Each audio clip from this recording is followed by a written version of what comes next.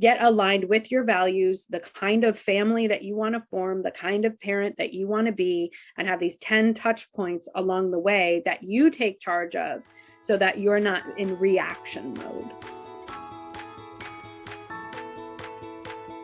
Welcome to You Belong in the C-Suite podcast. You are ambitious in life and in your career, but something is missing. You want to bring more of your passion to what you do. Because let's be honest, you pour a ton into your work, and it needs to mean more. I'm your host, Laura Eigel. I'm a mom, wife, PhD, coach, advocate, introvert, and indoor rowing fanatic.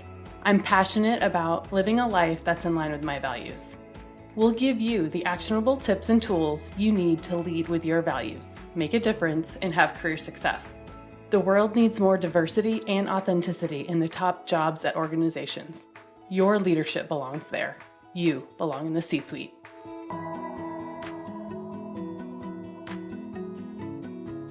What gets you up in the morning? What drives your decisions? What do you stand for? No idea, not even sure where to start? I use my values to guide my life and career. It's the basis of how I've built boundaries for myself and stuck to them. Are you ready to dig into what matters to you? Go to thecatchgroup.com to download your free values worksheet. That's thecatchgroup.com to download your free values worksheet to get to your core values and take action on what matters most.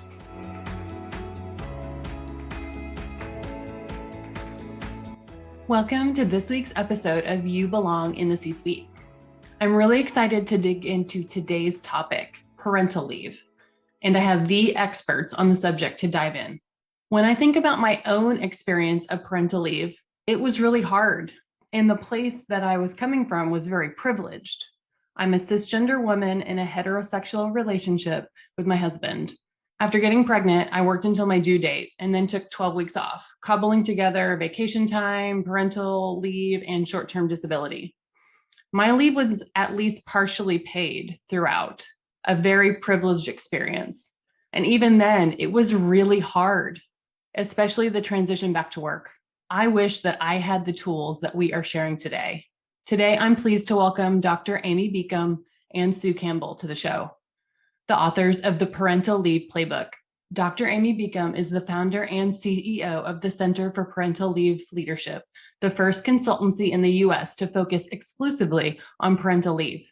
Drawing on over 25 years of executive leadership development and coaching, Amy consults with Fortune 100 companies, international organizations, working parents, and more to inform the way our companies and our country engage with the parental leave transition.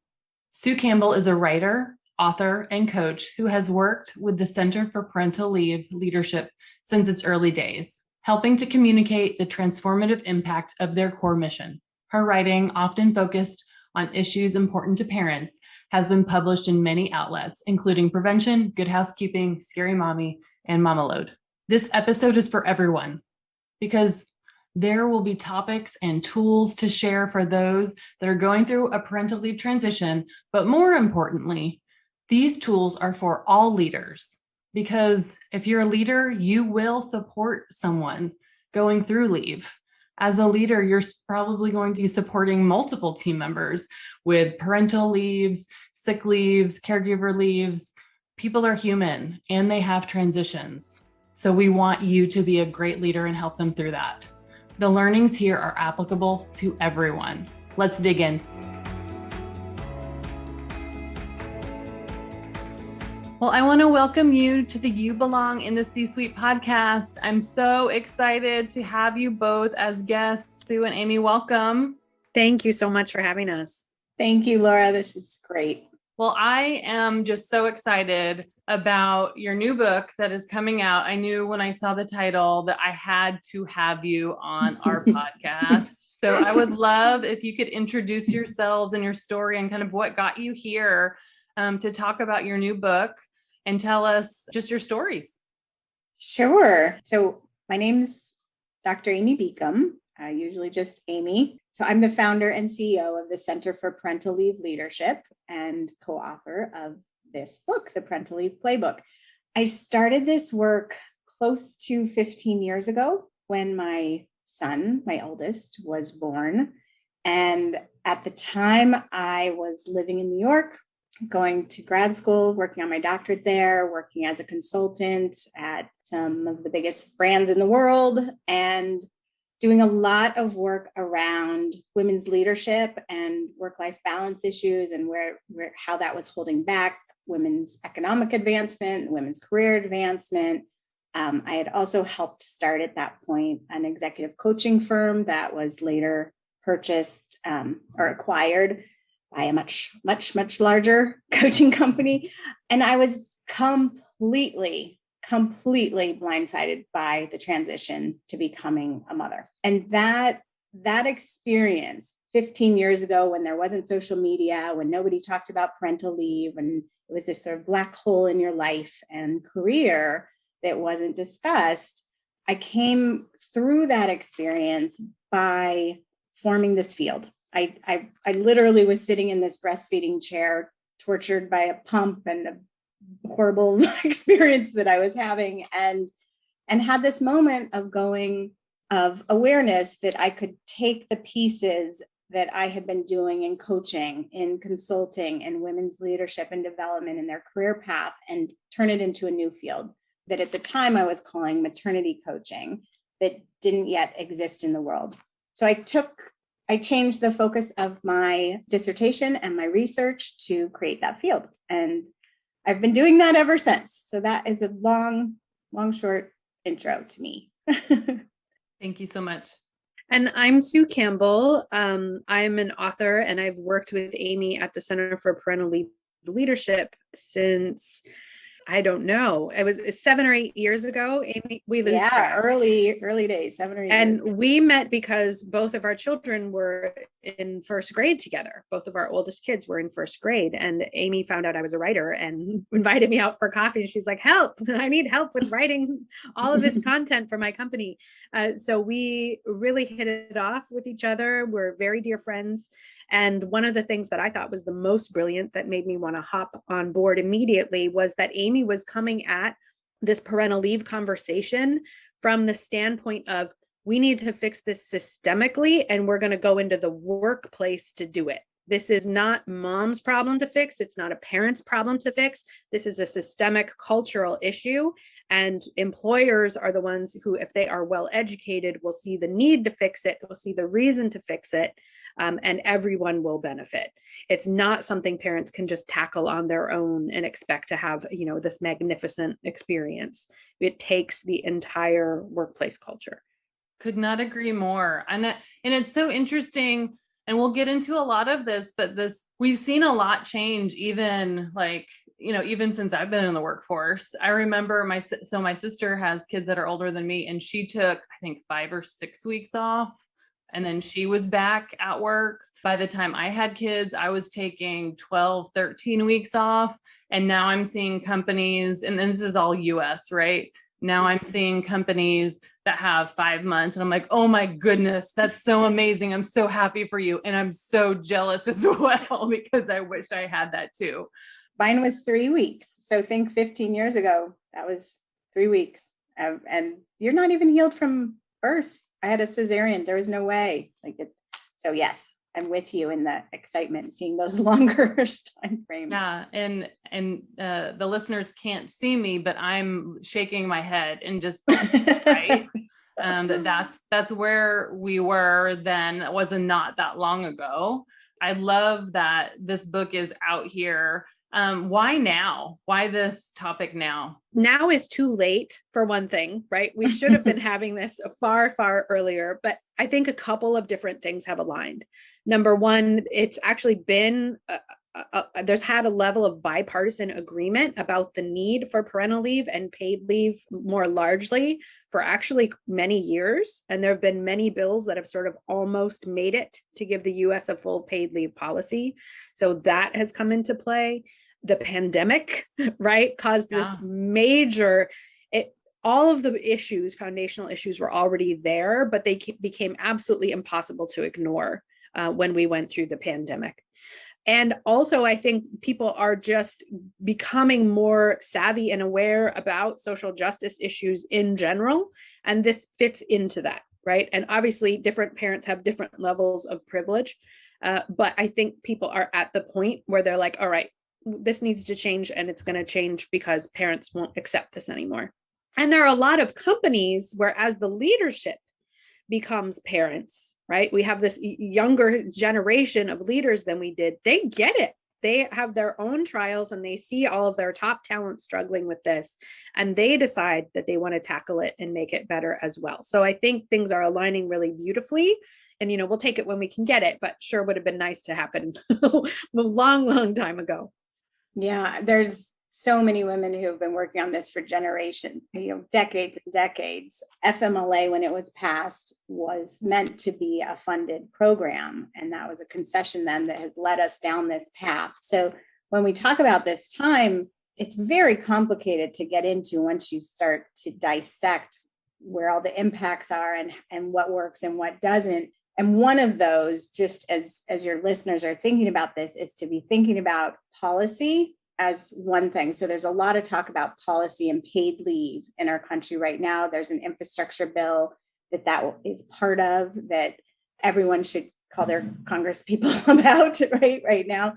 But then there's practice, and the practice is how a policy gets put into play and supported in a culture created around that, or it doesn't. And a practice can exist in the absence of a policy as well. So there's some real, I think, fascinating ways that we can approach all of this around that. So I'm just thinking, Sue, about your answer and how, some of it's policy, some of it's pandemic, but I think really it's just generational shifts. I mean, we've been the only country without a paid leave program in the entire world, and it's an embarrassing disgrace, right? It's past time. Yeah, and I was going to ask you about that. I think some American women don't even realize how comparatively how bad we have it here.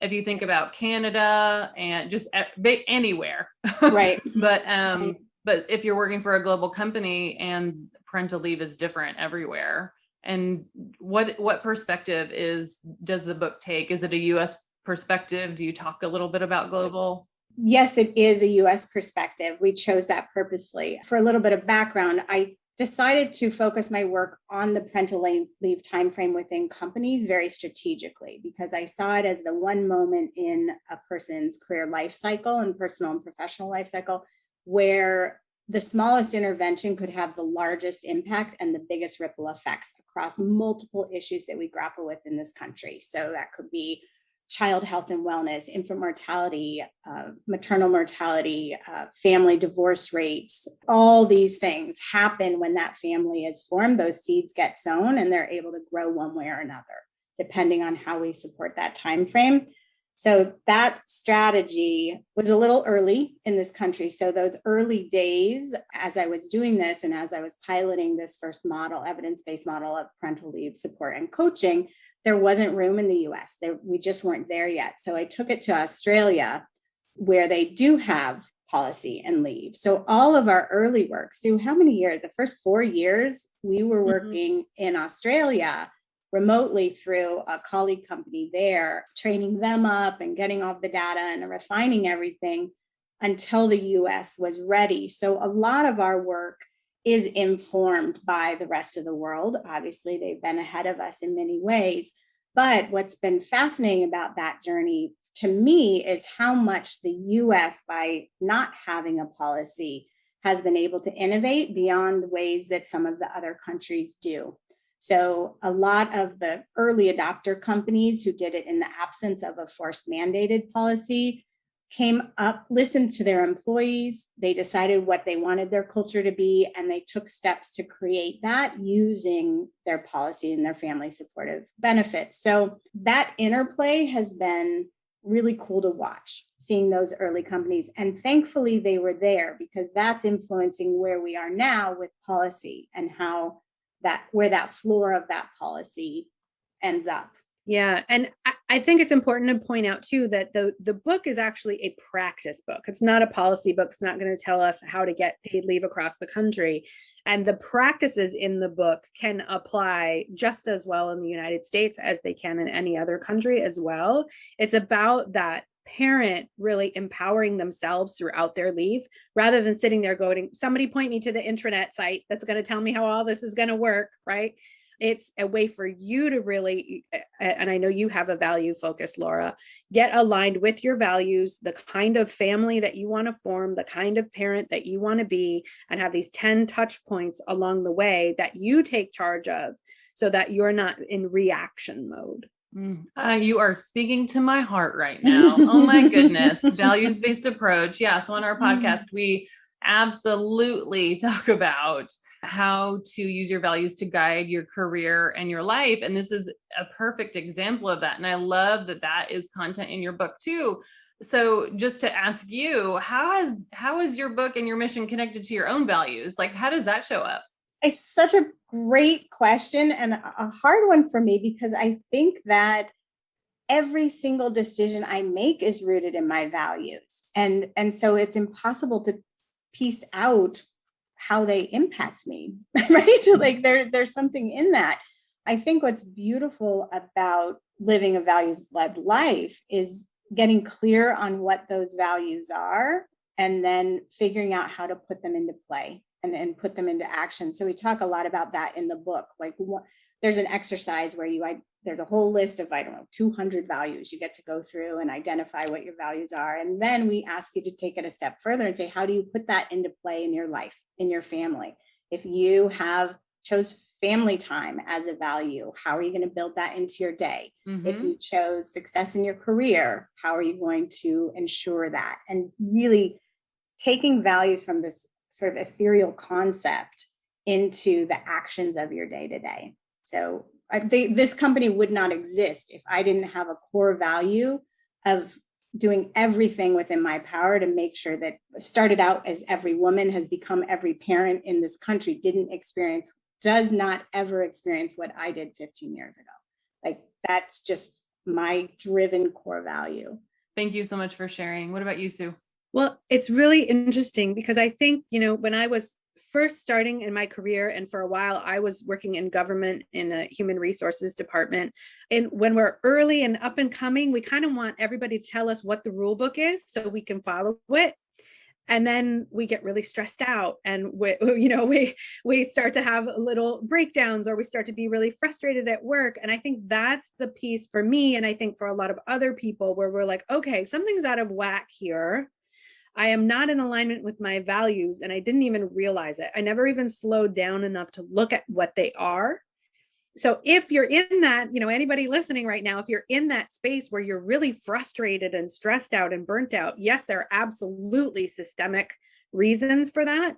But the point of control that you have is to slow down and look at your values and then say, how can I align my life at work with those values? And it can be done. Right? Your brain will tell you if you start doing that, you're going to get fired, right? You're probably not, right? There are lots of ways to do it. If you are getting fired, if it's that out of alignment with your values, probably the best thing that could possibly happen to you. But I think for me, it was having my first child was a huge opportunity to stop and look at all of that in a way that I hadn't before. And then since then, it's I'm going my own way, right? I'm going my own way because that allows me to align with my values as much as possible. I love that so much. I could not agree with you more in this idea of values aligned life. And when it is misaligned, having the language to be able to say, this is what I want and what I'm not getting. And in that conflict, you can figure out what is most important. And I think in the women that I coach, a lot of times, sometimes their value is like, for me personally, I can speak from my experience. It was, I want to achieve. I'm a career-driven person, ambitious person. Achievement's one of my values. But then I became a parent. Mm-hmm. And family is not my number one value. Family time, this quality time. And that was a huge conflict. And the transition back to work was really hard because I wanted to be super person. It was almost impossible. So I love this. I wish I had this book, obviously, before I became a parent. But now I love that there are evidence-based things that you can do that work. So I would love to dig into some of those. First, really quickly, can we define it? And then my first question, after that question, I have lots of questions. After that is how is leave, the parental leave experience differently for men and women? So parental leave, we talk about it as the parental leave transition. And that last word is so key here that what we found is any transition, when you know it is time bound, you can break it down. You can start to wrap your head around how to deal with it, what to do. So in any type of transition theory shows us that there's a beginning, there's a middle, and there's an emerging, right? Sort of neutral zone in the middle. We talk about it as the 3 phases of leave: preparing for leave, during leave, and returning from leave. And what that does is it moves it away from what I was talking about earlier, that sort of black hole, your leave, where leave is the emphasis of it all. You're gone, you're this absence, into this more action-oriented 3-phased transition. And so you're preparing for your time away, you're preparing to offboard your work, you're preparing to become a parent to this new child. Then in that during, we talk about it sort of more colloquially as the messy middle. In transition theory, it's the neutral zone, or that's when you're getting to say goodbye to work for a little bit, put it where you want it in whatever form of contact you want, and then focus in on this new role, that you have to learn in a really short time. And there's a lot you have to learn, right? And become connected with your new child, your new family, because you have a new family now. And then the returning phase is often overlooked because in the early side, they do a lot of preparing for the baby's arrival. It's usually a baby, right? And then, oh, boom, I'm heading back to work. I haven't really thought, how am I picking my work back up? How am I transitioning an older child into daycare? How am I doing all this? So we ask people through our action planning process to front load all of that. There's a whole template that comes with the book, and it has the different sections and break down what to do in each section. So that's how we think about leave. So when you ask, I love that you ask, what is parental leave? Because so many people don't take that extra second to think about what it actually is. And then it becomes manageable. We further break down those 3 phases with touch points. And those happen 4 in the first one, 3 in the middle, 3 at the end. So you're just going down a roadmap that's like, okay, I got this. These are common experiences along this journey that everyone faces in some way or another. And the rest of it is completely unique to me and my transition, right? And so that's what I'll say there. Sue, do you want to add?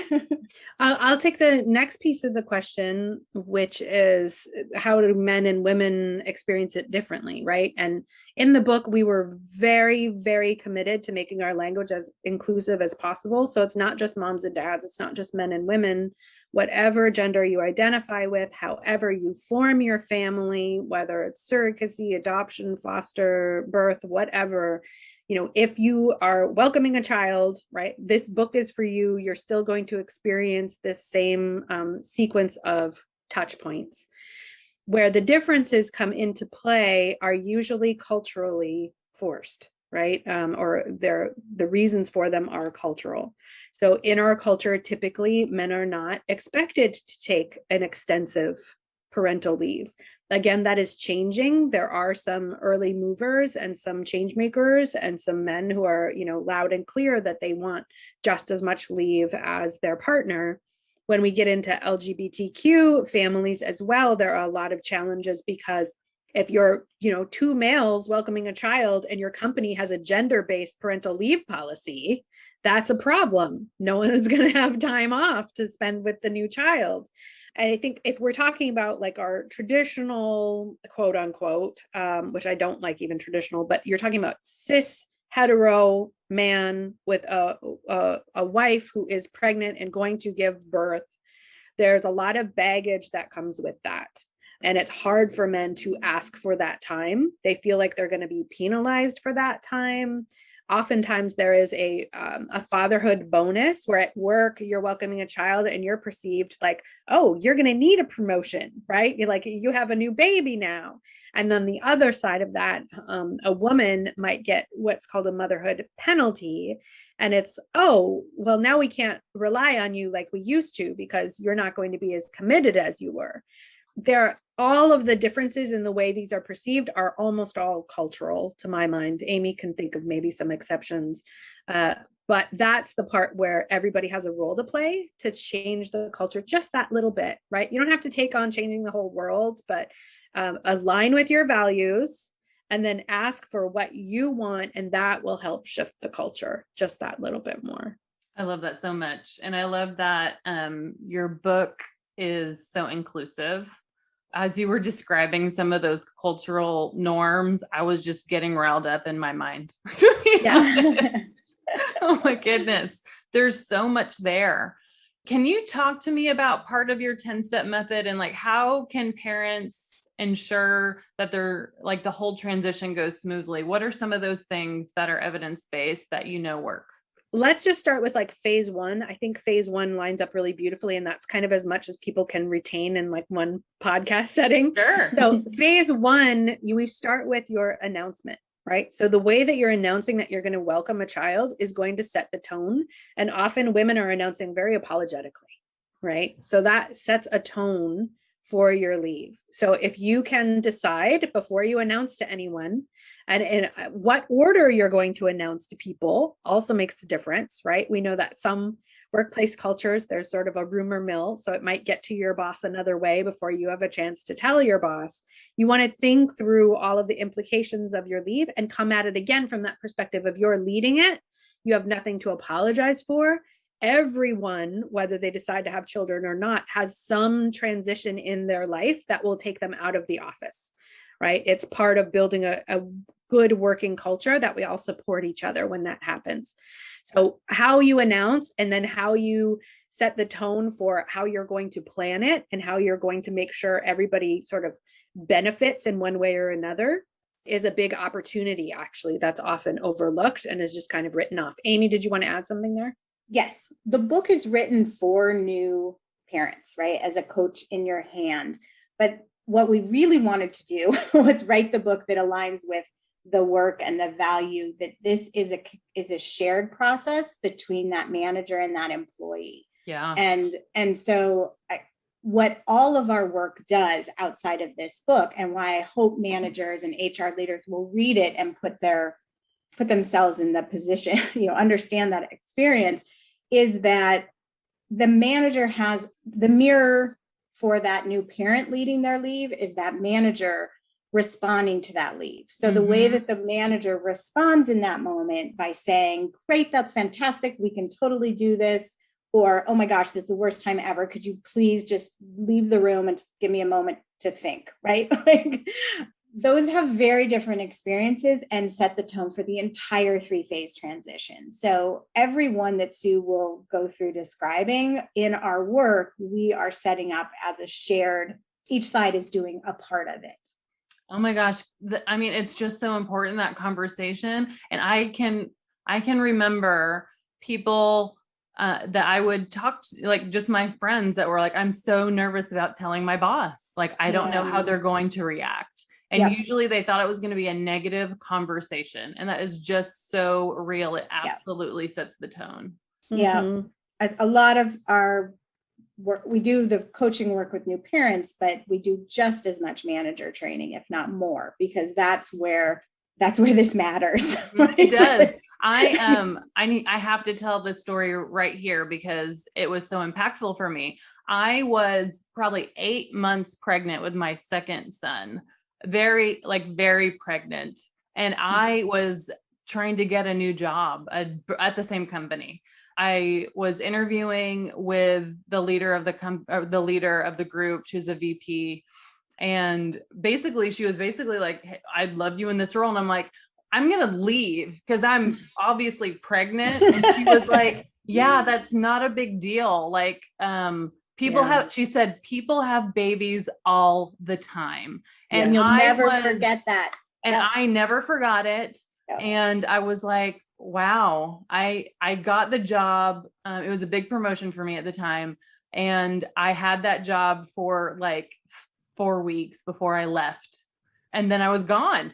And then I came back and it was amazing. And I'll never forget that. Yep. Yeah. And think about the talent that companies can retain and the morale boost and the productivity boost when an employee is supported in that way. Mm-hmm. It's huge.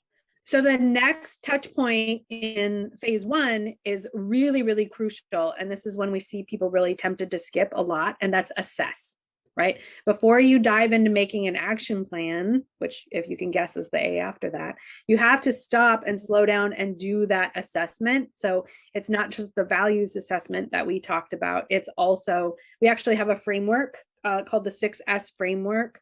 And just to put in more acronyms and letters, but it's really useful. It's looking, I won't go through the whole thing, but it's looking at your situation, yourself, your sabotages, right? It's all of these 6S ingredients that really help you reflect piece by piece in manageable ways of what you're really looking at in your transition.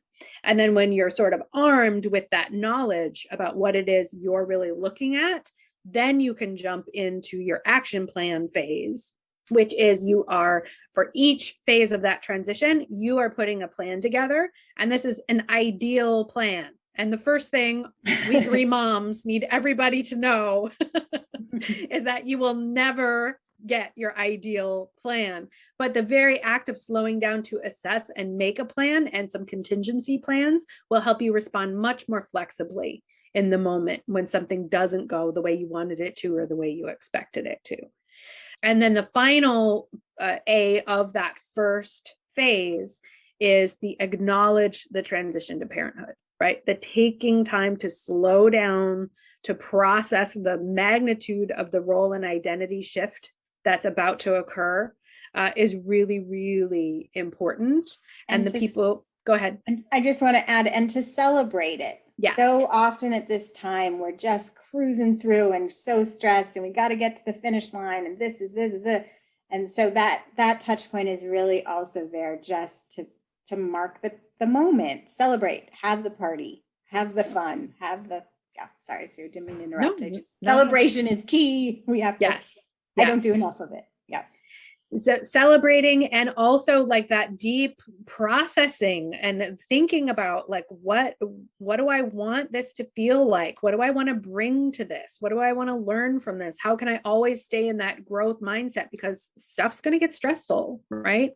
That you're not going to avoid stress, but how can we get to the other side of it stronger than we were before? And one of the things Amy's always saying is that this is like the be all end all, right? The mother of all personal development opportunities that you can bring back into the workplace if you're a high achiever, right? If you want to go back in and rock it afterwards, you absolutely can, because this is going to give you all sorts of perspective and new tools and skills that you didn't have before, even if this isn't your first kid. I talk a lot about, as you live your values in alignment, especially in transition, to do that, you probably have to set up some new boundaries. Yes. And it feels like your process with all of the phases is really helping people set that up. Are there specific boundaries that you think parents need to think about most in the first phase? We have a whole section in the book on boundaries, actually, and some boundary exercises. I think what's most important for people to understand, again, it gets to language for me. Mm-hmm. But what is a boundary? We can talk about boundaries as time boundaries, physical boundaries, mental boundaries. There's all different types of boundaries. And I think we have a knee-jerk reaction when we hear the word boundary to think rigid wall you can't get through, right? Like you've got to fight against something. And that's not what we're talking about, nor is it helpful. Right? There may be parts of your life where that is helpful, but when we talk about boundaries in this time, it's really about understanding which type and when they're most useful. Mhm. And then also understanding your boundary management style. There's a brilliant academic work-life researcher and a colleague of ours who, her name is Ellen Kosick. She has a book called CEO of Me. And in it, she talks about integrators, cyclers, and separators of like, how do you manage your boundary? Sue and I are very different this way. She loves time blocking. She loves like having sections of the day really organized. I'm more of a fluid integrator. Oh, that came up. Let's do that. Or, oh, that one's fun. Let's go over there. And so understanding who you are, what works best for you, where you can modify and where really won't work for you, and integrating that into your boundaries, I think is really important. The other thing that we do is offer boundaries as an alternative to that, like seeking this perfect work-life balance. Yeah. Right. There is no perfect work-life balance. If, some people end up using that as sort of a stick to beat themselves with, right? What's Yes. wrong with me that I can't get work-life balance? And it's just not useful. So we just encourage people to instead think about, where can I create boundaries? What kind of boundaries can I create that will help all of this feel more manageable and help me, again, like live the type of life and have the type of experiences that I want to have that are aligned with my values. Absolutely. Could not agree more. I often say I don't believe in work-life balance, but I believe in setting boundaries aligned to your values to build the life that you want. There you go. Yeah. There you go. So as we've been talking a lot about the parents, and I love that earlier you mentioned it's just as important. I would even say maybe more important that a leader in a company is actually, setting parents up for success. And I will say personally, while I have 2 children with my husband, and we went through this transition twice as a family with our children, but as a manager, as a leader in a company, I've gone through it a lot more times because I've had a ton of parents on my teams. And so as a leader, as a parent, that's one thing for me personally, but as a leader, what could I have done better to support some of the people on my team? How do leaders create these cultures within their companies, whether or not the company has really great benefits or not? Because I think there's room, I hope you would agree with that too, to support parental leave and set their team up for success. I just can't stop thinking of this story of one of my coaching clients. I think we put it in the book. I'm sure I gave her a pseudonym, so I won't say her name here, but she really needed to leave the office at 5. Like that was a boundary that she had to set for her family. And what happened for her, and what does for so many people, is that started to shift. She started to leave at 5:10. She was at 5:15, but she had said early on to her boss, that was one of the things she fought for. I need to leave at 5. And what ended up happening for her is about 2 weeks in, she was leaving at 5:30. Her boss came out into the open room and said, I thought you wanted to leave at 5:30 or 5. And she said, yeah, but I have all this due, And he was like, nope, pack up your bags. I'm packing up mine. We're walking out the door. And then the next day he came back, and at 5 o'clock, he was all packed up, ready to go, standing at her desk, walk out the door. And he did that for 3 weeks. Wow. To make it a point that to her and the entire team, that was a boundary he supported and would change his behavior for. So I think to me, that just speaks to what a manager needs to do, right? You need to set the tone, support your employee, hear what they're asking for, make sure they have it. And when they start to slip because of the larger culture making them feel like they have to, you hold that boundary for them when they can't. There's many more ways to answer that, but that's client just came to mind. Yeah, I totally love that. I would say if all you do, right? Managers are busy and overburdened. If all you do is come at it from the angle of how can I make this about growing everybody, including myself, right? You can't go wrong, because you're going to look at it through the lens of, okay, how do I support that employee? How do I learn what I need to do and improve my skill set coaching wise? and understanding the benefit of this wise, how do we make this an opportunity to improve team communication, to train somebody up, right? It's just this amazing opportunity, but everyone sees it as a pain in the butt, and it shouldn't be that way. It doesn't have to be that way. It is an amazing opportunity for the entire team. It seems like an inconvenience, and like it's never happened in the history of the world before. Right. It's like, what? I'm so surprised and taken aback. How about you have a plan to develop your team, like you said, give somebody other critical experiences, and hey, how about just plan for it? Because you probably, as a leader, you probably don't have a fully staffed team all of the time. It's just another one of those things that if you have a talent strategy and you're continually developing your team, you can probably come up with a plan for this as well. Right. You're going to be a much happier manager if you don't try to live in conflict with reality. And the reality is people have children, they have, sick family members, they have their own health conditions.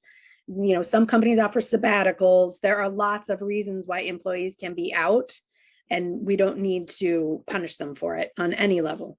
I feel like I can talk to you guys about this for like another 2 hours. so we good. Could too. It's so good. Yeah. So I would love to encourage not just people that are going to grow their families, but really this is for all managers. This book is for everybody. The Parental Leave Playbook. You can buy this book at cplleadership.com/book or wherever books are sold. We also want to encourage you to leave a review on Amazon as well. And I'd love if you could talk to me about some of the freebies that are in the book once you buy it. Yeah. So when you get the book, there are a lot of resources that we couldn't cram into the book. So we created a special webpage. Once you get the book, you can get access to it, where you can get that success system that we talked about. You can walk yourself through that assessment. You can download our template for action planning. It's a very comprehensive template that you can even customize even further to plan all 3 phases of your leave. We've got checklists for moms and dads. Managers. We've got a perinatal mental health screening tool where you can do a self-assessment, which we encourage you to do through all 3 levels of the transition. There's a reflection workbook. There's just all kinds of goodies. And then we point you to all kinds of people in the space who are doing great work to support parents who you might need somewhere along the way. And our hope, Laura, you said something a second ago that I think wraps it all up so beautifully, like this inconvenience. I'm so taken aback. I'm so surprised this is happening, right? We offer all of these things and have created all of these things because that's ridiculous, right? This is a standardized process most people go through at some point in their career. If they're not going through a parental leave, they're going through a different type of leave. And so all of these tools bring it out into like, oh, this is just what we do. This is how we do it. You turn this form in, you do this thing, we support you in this way. And once that happens, none of the unconscious bias, the conscious bias, all that just gets removed because it's the way it's done. Yeah. And I love that you've literally built the playbook for how to do this. So if you are a leader, or if you are a human, get this book because it will help you, it will help your team, and it will help the people that you want to motivate and to lead to really live their life by their values and create, success for their families, which is only going to be good for everybody. And although we made the book as this sort of coach in your hands, we are here too. Like some people need more. We're, reach out if you have questions or need support in any way. I love it. We are going to put your contact information in the show notes. So please connect with them. And Sue and Amy, thank you so, so much. I'm so grateful to be connected to you. And I'm just so glad that these resources are out in the world. Thank you so much, Laura. It was a wonderful conversation.